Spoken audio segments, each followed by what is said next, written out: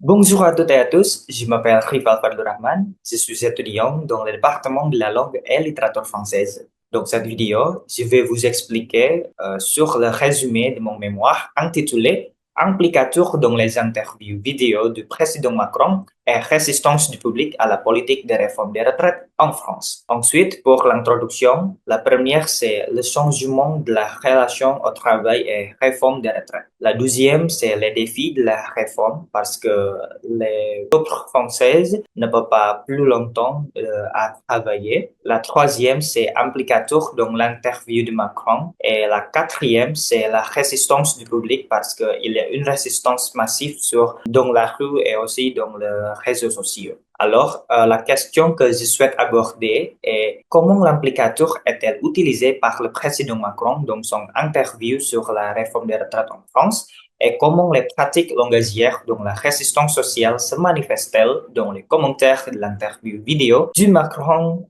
sur la réforme des retraites. Alors, l'objectif de cette recherche est pour identifier les implicateurs qui apparaissent dans le discours du président Macron pendant l'entretien sur le discours de la réforme des retraites. La deuxième, c'est pour évaluer l'impact de ces implicateurs sur la perception publique de la réforme des retraites. Alors, les théories que j'ai utilisées, la première, c'est la théorie de l'implicateur par George Yule et la théorie de la résistance sociale par James Scott et Zeynep Petit.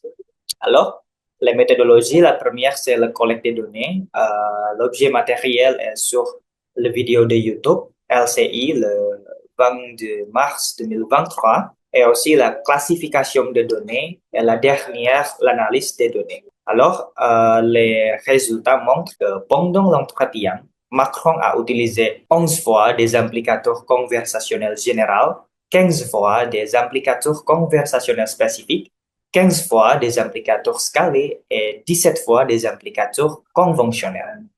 Et alors, le mot le plus fréquent qui est apparu dans cet nombre de commentaires est plus varié, comme vous voulez voir dans l'écran. Alors, la recherche a également montré que sur le 635 commentaires dans la vidéo, beaucoup des commentaires montrent la résistance fermée. Alors, pour la conclusion, notre recherche montre que Macron utilise l'implicateur pour éviter les erreurs de langage et les controverser sur ce qu'il a dit. Et aussi, les personnes qui ont regardé montrent une résistance fermée. Alors, je souhaite que cette recherche pourrait aider d'autres recherches à l'avenir, surtout pour le domaine linguistique. Merci beaucoup pour votre attention et au revoir.